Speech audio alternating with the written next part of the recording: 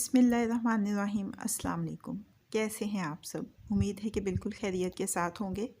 आज की रेसिपी है मूंगरे कीमा की। रेसिपी शुरू करते हैं उससे पहले अगर आपने अभी तक चैनल को सब्सक्राइब नहीं किया है तो चैनल को सब्सक्राइब कर लीजिए और बेल बटन को प्रेस कर लीजिए ताकि हर नई आने वाली वीडियो का अलर्ट सबसे पहले आपको मिल सके। रेसिपी का आगाज़ करते हैं। दरमियानी आंच के ऊपर पतीली रखी है, इसमें डाल देंगे 2 खाने के चम्मच तेल के। एक छोटे साइज़ का प्याज चॉप किया हुआ इसमें डाल के उसको हल्का सुनहरा सा फ्राई कर लेना है। प्याज सुनहरा हो जाए तो एक बड़े साइज़ का टमाटर ये भी चॉप किया हुआ डाल देंगे। साथ ही 1 खाने का चम्मच लहसुन अदरक के पेस्ट का शामिल कर देंगे।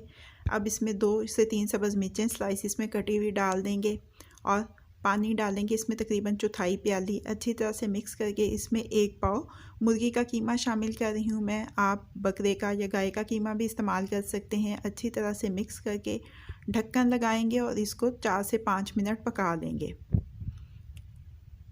4-5 मिनट अच्छी तरह से पकाने के बाद इसका पानी खुश्क करेंगे और इसमें मसाले शामिल करेंगे जिसमें धनिया पाउडर, लाल मिर्च का पाउडर 1-1 चाय का चम्मच, नमक हस्बे ज़ायका, हल्दी 1/4 चाय का चम्मच है।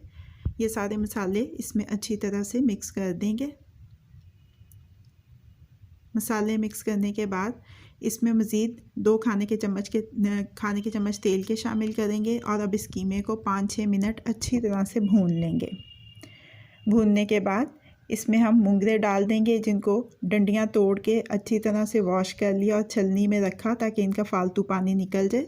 सब्ज़ी डाल के अच्छी तरह से भूनेंगे और चौथाई प्याली पानी की डाल देंगे। इसके बाद ढक्कन देके इतनी देर तक पकाएंगे कि मूंगरे गल जाएं और पानी खुश्क हो जाए। ये देखिए पानी खुश्क हो चुका है और मूंगरे भी गल गए हैं। अब इसमें थोड़ा सा सब्ज़ धनिया डालेंगे और मिक्स कर लेंगे। मूंगरे कीमा का सालन तैयार हो गया है। चूल्हे को बंद कर देते हैं और सालन को डिश आउट कर लेते हैं।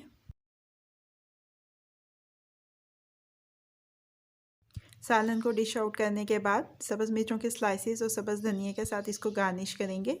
अब ये रेडी टू सर्व है।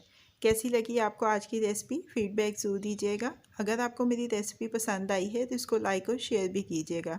मज़ीद झटपट बन जाने वाली मज़ेदार रेसिपीज़ जानने के लिए मेरे चैनल को देखते रहिए। अल्लाह पाक आपके दिलों को, घरों को, दस्तरखानों को हमेशा आबाद रखें। फ़ी अमान अल्लाह।